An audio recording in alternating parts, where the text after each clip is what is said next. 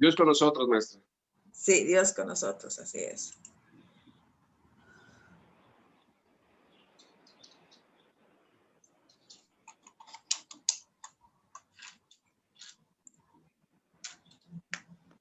Muy buenas tardes, continuando con las ponencias en la primera Feria Virtual del Libro España, quien en coordinación con el Colectivo Internacional Caravana del Arte AC, Lupita Castillo, escritor, y la Academia Veracruzana de Literatura Moderna, nos van a presentar el libro El Gordito.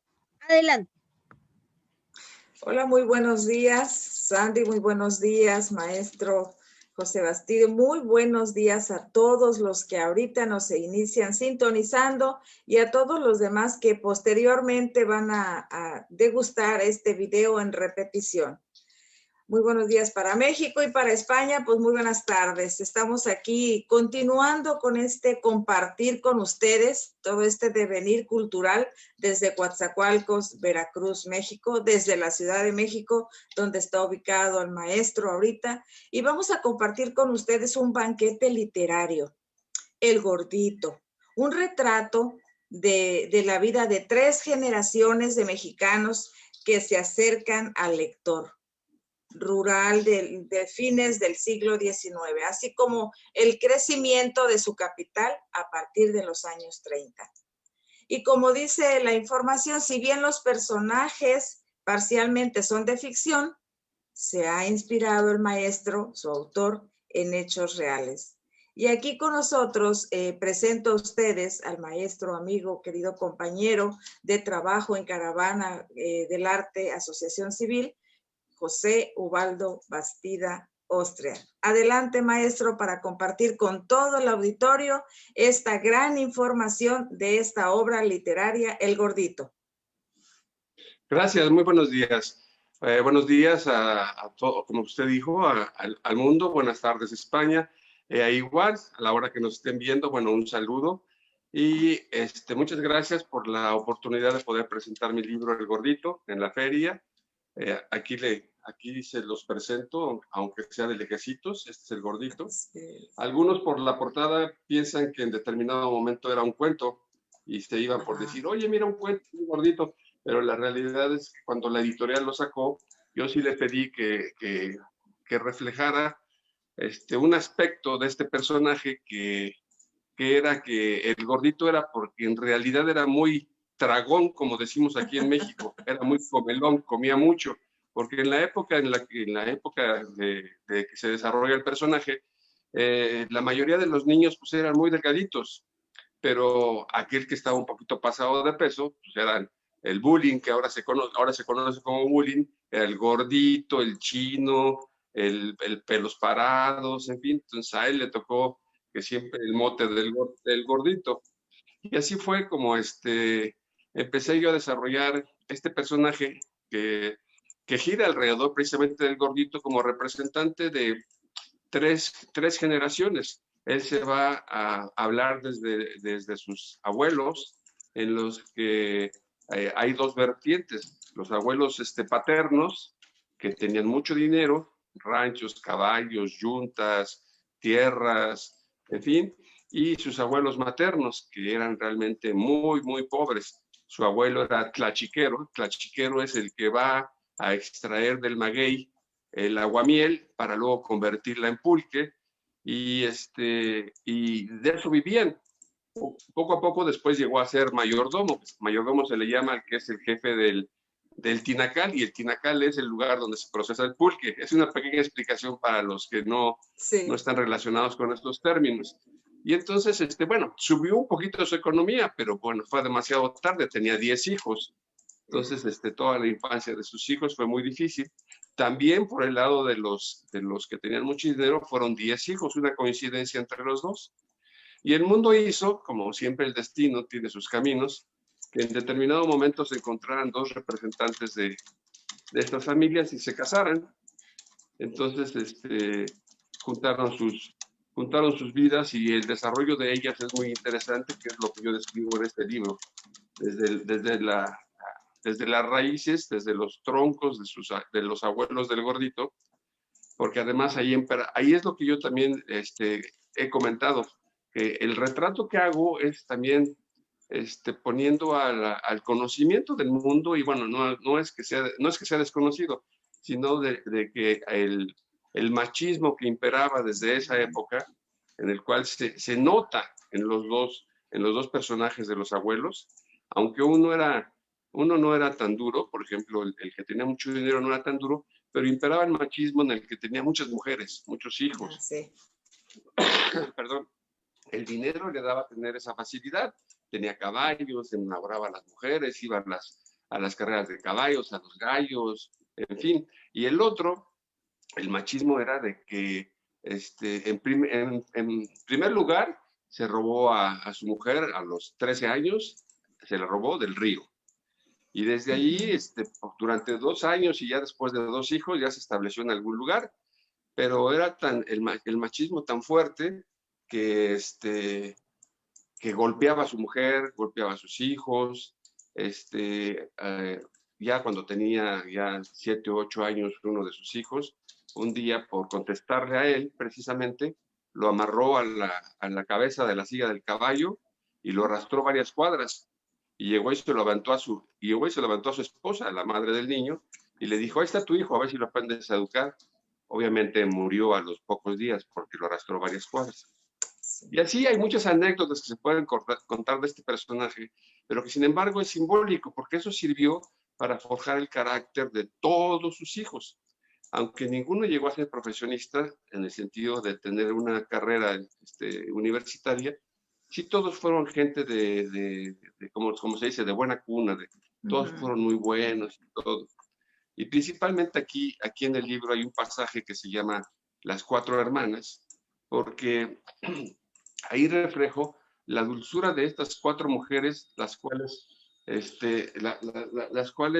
por lo que sufrieron, por lo que pasó, pudieron sacar adelante a sus familias, pudieron ser unas mujeres ejemplares para todos aquellos que se acercaban a sus vidas, a sus hijos. Curiosamente, de las 4 hermanas, nada más dos tuvieron hijos, pero las otras 2 se convirtieron al final en las mamás de sus sobrinos, porque sus hermanas murieron a temprana edad, 59 años, 60, ¿verdad? Entonces, y por el otro lado, bueno, pues aunque tuvieron mucho dinero, también el destino siempre tiene su lugar para todo, porque en una enfermedad de la abuela, prácticamente sacaban todo su dinero y nada más se quedan con su puro ranchito original. Y eso los hace también el que tenga que venir a la capital a buscar trabajo los hijos, todos los hijos, pero principalmente los menores. Y ahí es donde comienza la trama del desarrollo de los años 30, porque es cuando llegan, por ejemplo, ellos, el papá del gordito, todavía chico, y empieza a buscar trabajo y con un hermano grande que ya había llegado antes, él había tenido la capacidad de desarrollarse en la mecánica automotriz y lleva a su hermano todavía pequeño y le empieza a enseñar lo poco que él tiene de conocimientos y van creciendo y al final llegan a tener un taller mecánico, que ahí yo le pongo el taller de los milagros o el taller de las ilusiones, en fin, porque realmente el papá del gordito fue muy comprometido con su profesión y hacía, o sea, era un mago, llegaba a un carro con alguna falla, con algún desperfecto, y él nunca le rehuía el trabajo, al contrario, era una de sus características, podía quedarse toda la noche trabajando en un carro para entregarlo al otro día. Y así va pasando, y el gordito tiene su cabida, porque su madre, para tener un techo, antes de que naciera el gordito, había venido de muy chica a lo que era el Distrito Federal, a la capital, a trabajar de sirvienta. Era tan pequeña que a los 12 años la primera contratación que tuvo fue como nana.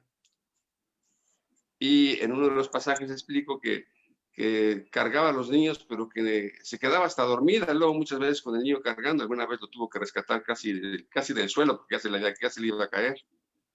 Pero sin embargo cayó en una casa en la que les gustaba la comida gourmet, era de muy buena posición, y ella, sin tener ningún estudio, era muy inteligente y aprendió a cocinar así, alta cocina.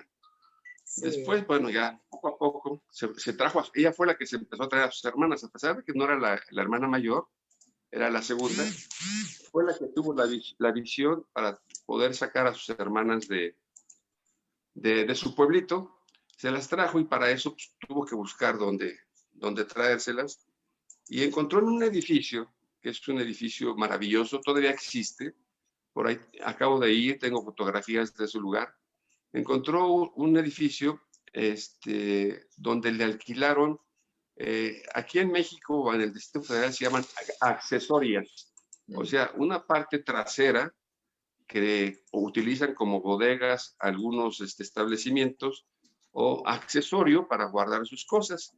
Y como esta accesoria no la ocupaban, el dueño del edificio le dijo, bueno, pues mira, te puedo dar la accesoria para que vivas y tú me tienes el edificio limpio y abres y cierras la puerta y ya de ahí, pues tienes el techo y te voy pagando un dinerito. Y así fue como su primera experiencia y para traerse a sus hermanas, ahí vivió en esa accesoria. Ahí nació el gordito. Maestro, Y lo que sí. Esto es como bien cita, es un cúmulo de historias de gente que se ha crecido, que se ha rehecho de generación en generación, de familias, de legado de amor, de lealtad, de fidelidad, de entereza, de todo lo que abunda en la mayoría de las familias mexicanas y cómo usted lo va hilando y lo va compilando en este libro. Sí, sí, exactamente. Es una serie de historias, inclusive al principio yo había hecho dos libros, pensando en que fuera el gordito, las generaciones, para hablar de sus abuelos y la llegada, digamos, de sus padres a México, hasta el nacimiento del gordito, por llamarlo de alguna manera. Y después le había puesto el gordito, el desenlace, en la que ya venían prácticamente el comportamiento del gordito en México, cómo crecieron sus padres, cómo lograron tener una casita. Ahí hay un capítulo que había quedado en el segundo, pero está integrado en este, que se llama La señora de los pájaros. En ella se describe ya cuando su mamá tiene una casita y es característico porque logró tener alrededor de 300 pajaritos, entre canarios, periquitos australianos, enzontles, cotorros, todo. Y era una fiesta en las mañanas cuando ella las sacaba a su jardincito para lavarlas, porque eran alrededor de 200 jaulas. Entonces ella empezaba muy temprano para lavarles, darles de comer, ponerles todo, antes de que sus hijos, antes de hacer el desayuno para que sus hijos los mandara a la escuela. Entonces, por eso es la señora de los pájaros. Y así hay varias, inclusive el libro va relatando los personajes, la muerte, por ejemplo, de la señora de los pájaros y todos los aspectos que hubo alrededor tanto de ese edificio como de esa casita, cómo se desarrolló el personaje principal del papá del gordito, lo denominé el gato, porque el gato es un personaje que tiene unos ojos verdes o color miel o color beige y era un personaje que se la vivió en los años 40, 50, conociendo todos los centros de baile, los salones de baile del Distrito Federal, los que existían en sus tiempos. Inclusive llegó a estar con resortes y con todos ellos, pero él bailaba elegante, no como resortes que bailaba de espectáculo. Y decían que sus ojos le cambiaban de tonalidad según su estado de ánimo, y podían ser verdes, amarillos, y inclusive hasta parecía que bailaban. Y allí en las anécdotas dice que el gato se lo puso una muchacha que conoció, con la que estaba bailando y que se enojó con él y que le dijo, ay, es que tus ojos parecen de gato, porque si estás enojado se ponen de un color, y de ahí se le quedó el mote del gato, y yo lo tomo y lo pongo en el libro, como si así le dijera todo mundo. Y ese es lo de los años 30, el crecimiento, Este edificio que le platico, fíjese, tiene unas características muy particulares y es real. Es Lisboa 22 en la colonia Juárez.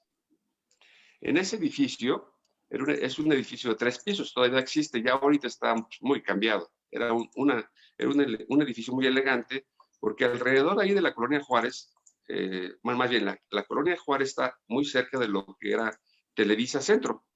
Entonces, ahí en la colonia Juárez vivían artistas, músicos, poetas, directores, en fin, todo. Y ahí, curiosamente, en ese edificio vivía una de la que fue la principal amante o la principal mujer fuera del matrimonio de Agustín Lara, Carmen La Chata, aparentemente, sean favoritas, si colombiana o venezolana. Ella era bailarina, pero pues, me imagino que ha de haber tenido un cuerpo muy bonito y todo, y fue su amante, la amante desconocida, bueno, conocida o desconocida por muchos.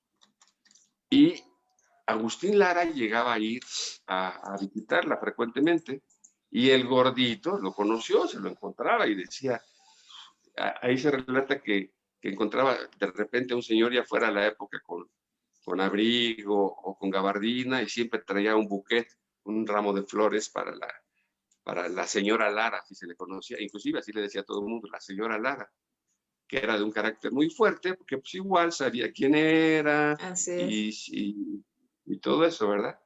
Aparte, en ese mismo piso, en otro extremo, vivía un refugiado, una pareja de refugiados españoles, el cual el viejito, Joaquín, era también un escritor que había llegado con los refugiados y trabajaba pues, en lo que era la Secretaría de Educación Pública, y la verdad he tratado de buscar archivos para ver qué escribió, qué hizo, qué todo, pero como no sé el apellido, nada me acuerdo que era don Joaquín y doña María, lo que yo tengo de los relatos, pero era ese piso que era el tercero, era prácticamente de la cultura. Agustín Lara con el escritor.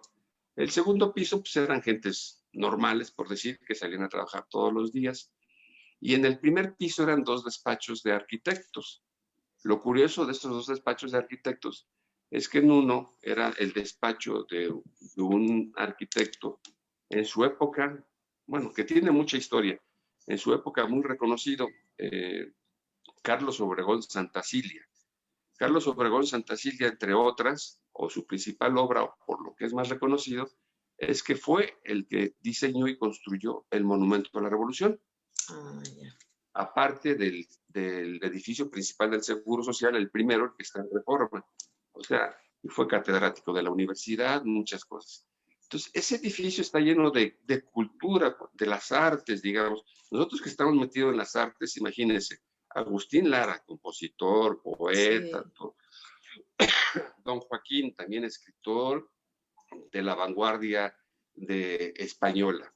Y por otro lado, la arquitectura, la creación también, además que ahí están sus muestras, ¿no? El Monumento a la Revolución principalmente, ¿no? Entonces, yo en una ocasión también expresándome de esto, le puse, es Lisboa 22 su dirección, e inclusive en mis páginas que algún día me han dado oportunidad de escribir, mi página se llama Babel 22. Y alguien me decía, ¿por qué Babel? Digo, porque si te das cuenta, yo le pongo Babel 22, no Lisboa 22, porque es un mosaico de culturas aquí, como sucedió con Babel, que había muchas lenguas al final, y entonces aquí hay diversidad de cultura y todo, por eso le pongo Babel 22. Y el gordito, sus experiencias, todo lo que cuenta es esto, convivir con el arquitecto, con el escritor, con el poeta, autor de canciones, con la señora Lara, que tenía que andarse escondiendo porque los regañaba, no permitía que corrieran. Él fue el único niño que vivió en ese edificio, porque no permitían ahí que nadie rentara con niños, pero pues él nació ahí, entonces le tuvieron que permitir a su mamá que ahí siguiera. Después nacieron 2 hermanos más, pero el principal el primer niño, digamos, en vivir en ese edificio fue él. Y así, pero tenía sus limitaciones.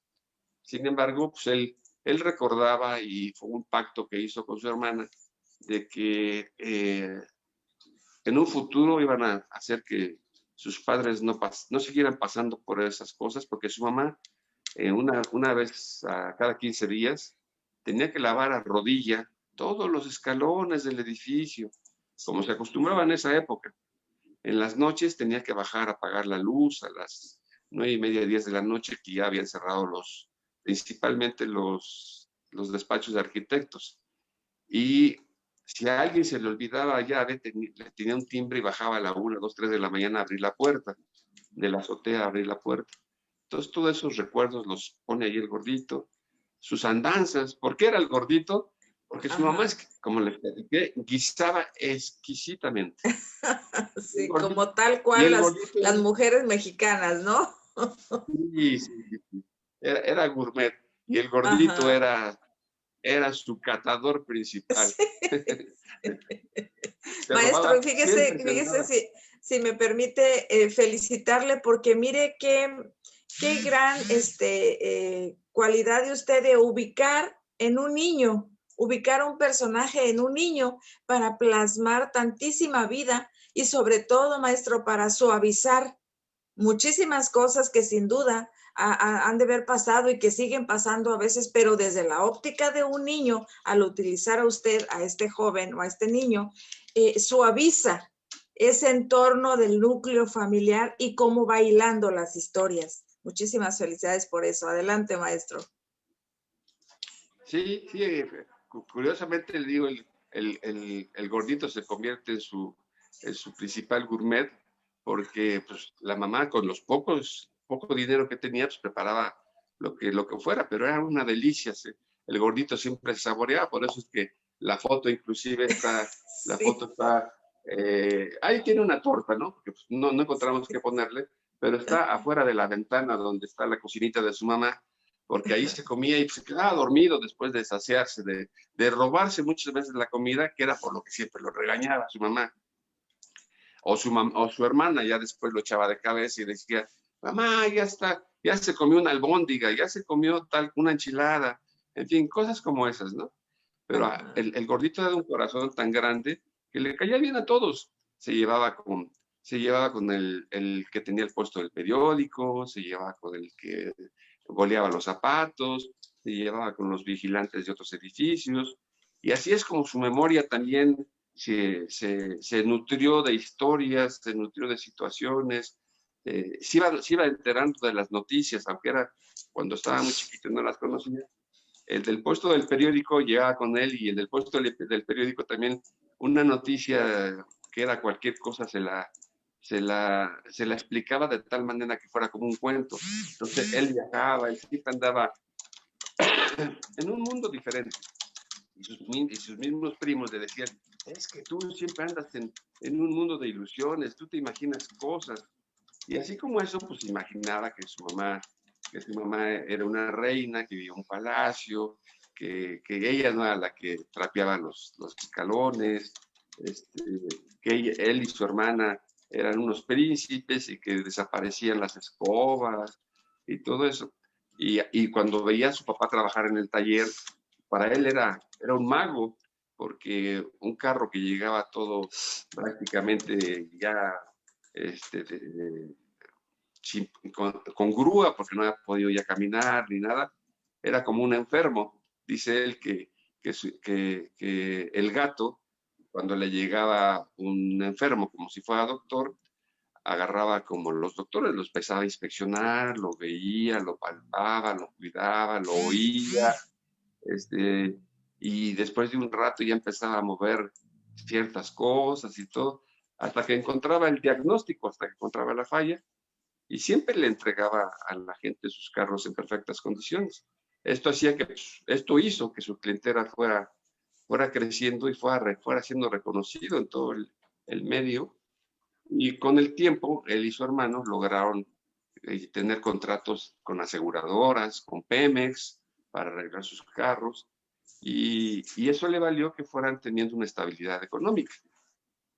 Desgraciadamente, como sucede en todas las familias, el hermano mayor se dedicó a la administración, a las relaciones públicas, a hacer los contratos con las aseguradoras, con Pemex, con Comisión Federal de Electricidad, en fin. Y entonces él aparecía como dueño en todos los papeles. Y el gato pues, era realmente el que trabajaba, el que se pasaba las 24 horas trabajando y todo, pero no tenía nada a su nombre. Entonces al final lo único que consiguió es que poder hacerse su casita, donde se llevó a sus hijos, pero todos los productos, todo lo que salió del taller, pues, se quedó el hermano con él. Hay un pasaje que se llama La Traición, cuando ya él, después de que sus otros hermanos le decían, oye, dile que pongan todo a nombre de los dos, oye, dile que así como está comprando unos terrenos o tal cosa, pues, que los pongan a nombre de los dos o compren los dos. Y él decía, no, es mi hermano, yo confío en él. Esa era su palabra.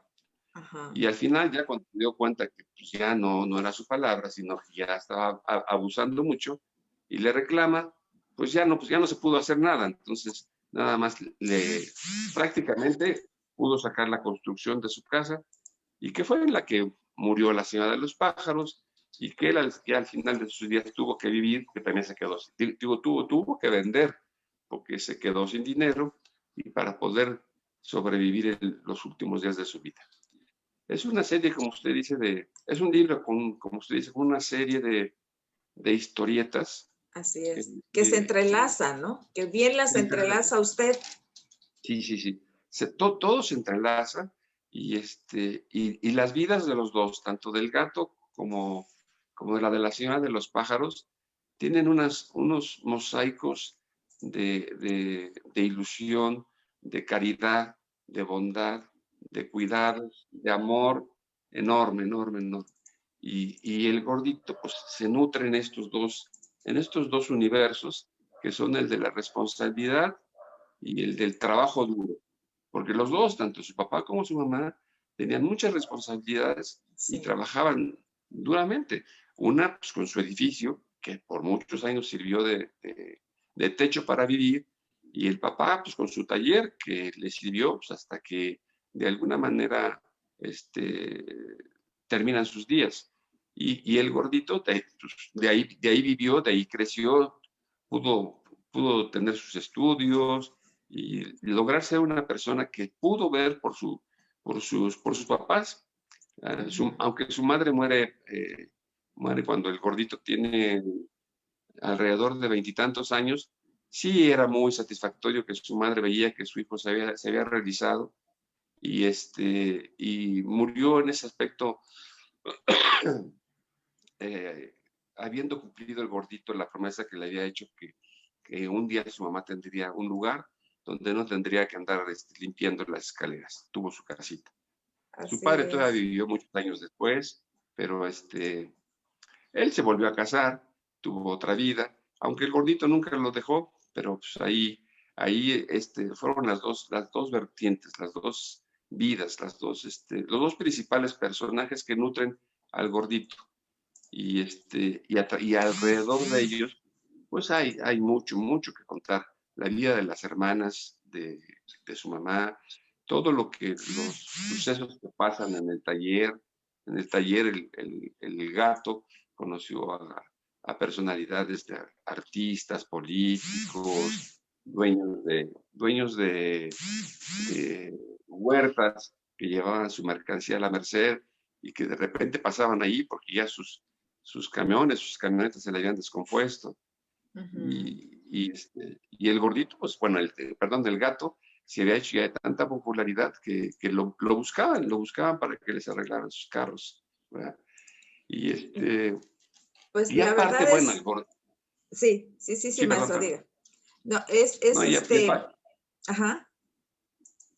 No, continúa, maestra, sí estoy hablando mucho, ayúdeme. No, al contrario. Es que al escucharlo me doy cuenta cómo esa gran lección que deja esta obra literaria, ¿no? Del gordito, de que independientemente de la cuna en la cual uno venga a esta vida, uno se rehace, uno avanza, uno depende mucho de las acciones, de lo que nos rodea, sí, porque, bueno, dicen que somos el producto de las circunstancias, pero también de nuestras acciones. De las acciones de cada uno depende cómo va uno avanzando, cómo va uno siendo gratificante o más bien haciendo gratificante nuestro camino. Y sin duda alguna esta gran obra que usted entrelaza a personajes ficticios con reales, a personajes como el gato, a este niño, a la mamá, a los pájaros, nos deja esa gran enseñanza, maestro, de que el ser humano se reinventa a cada paso, que independientemente de la cuna en que provenga uno, finalmente lo que cuenta son los actos que uno genera diariamente. Adelante, maestro. Ya estamos casi por terminar. ¿Dónde pueden localizarlo? ¿Dónde pueden pedirle esta obra? ¿Cómo lo contactan, por favor? Sí, mire, gracias, maestra. Efectivamente, si les interesa, este libro ha tenido mucho impacto porque, como le digo, de repente alguien dice, es un cuento, y ya cuando les explico, o cuando alguien lo compra y lo lee, dice, es un libro tan interesante que se va, lo lees, y se te va, no se te hace cansado, lo lees con mucho gusto y lo disfrutas. Y mucha gente me ha felicitado. Han escogido extractos de este libro, por ejemplo, La Señora de los Pájaros, me lo publicaron como cuento exclusivamente porque es un acto de mucha bondad, está muy colorido, todo.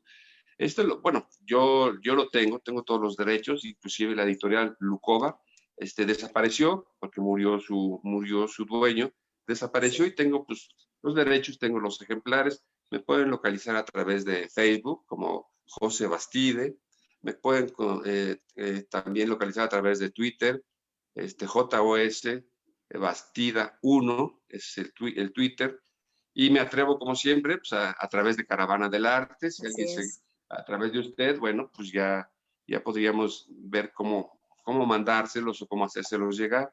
Este es un libro que cuenta todo eso, muchas historias pegadas mucho a la realidad, aunque los personajes en algún momento, por cuidar el anonimato, sean sus nombres ficticios. Uno que otro sí lleva el nombre real. Y pues eso es la gran... Si hay tiempo, quiero nomás leerle un poquito del epílogo de cómo se despide el gordito cuando muere su papá. Por favor, tenemos ya un minuto más o menos, maestro. Adelante, por favor. Me apuro. Con amenaza de lluvia, conteniendo el llanto, vi cómo descendía su féretro y comprendí que había sido el fin de su agonía. Estoy seguro de que él no se lo esperaba. Muchos fueron las horas de conversación, de recuerdos, de vivencias pasadas, de intercambio de puntos de vista, de reconocimientos mutuos, de enojos y de risas, de preguntas, algunas con respuestas, otras sin ellas, para terminar con el dolor e impotencia. Adiós al hombre que el primer beso me dio. Adiós al hombre que me sentó en sus piernas para que alcanzara el volante de su coche y comenzara la lección. Adiós al hombre que nunca su mano sin justicia me castigó. Adiós al hombre que me enseñó a ser hombre. Ese es el epílogo del libro. Muchísimas gracias, maestro. Gracias infinitas por esta posibilidad que nos da de presentar esta obra literaria que deja mucha enseñanza y mucha historia de nuestro querido México de ayer, de ahora y de siempre. Sumamente agradecidos, nuevamente repetimos, desde el Colectivo Internacional Caravana del Arte Asociación Civil, desde la Academia Veracruzana de Literatura Moderna, desde un rincón de nuestro querido Veracruz, México y de la Ciudad de México, con César Salvatierra y Alan Morales, que son los que encabezan esta Feria Internacional Virtual de España. Gracias por este acompañamiento. Quede Dios con ustedes y camine con nosotros. Muchísimas gracias, Sandra. Regresamos los micrófonos a ti. Gracias, maestro. Infinitamente agradecidas. Muchas gracias. Gracias. Muchísimas gracias, Lupita. Muchísimas gracias, José. Encantada de verlos tenido aquí en la presentación de este libro, El Gordito. Y bueno, espero verlos en otra oportunidad. Muchas gracias. Hasta luego. Buen día. Chao.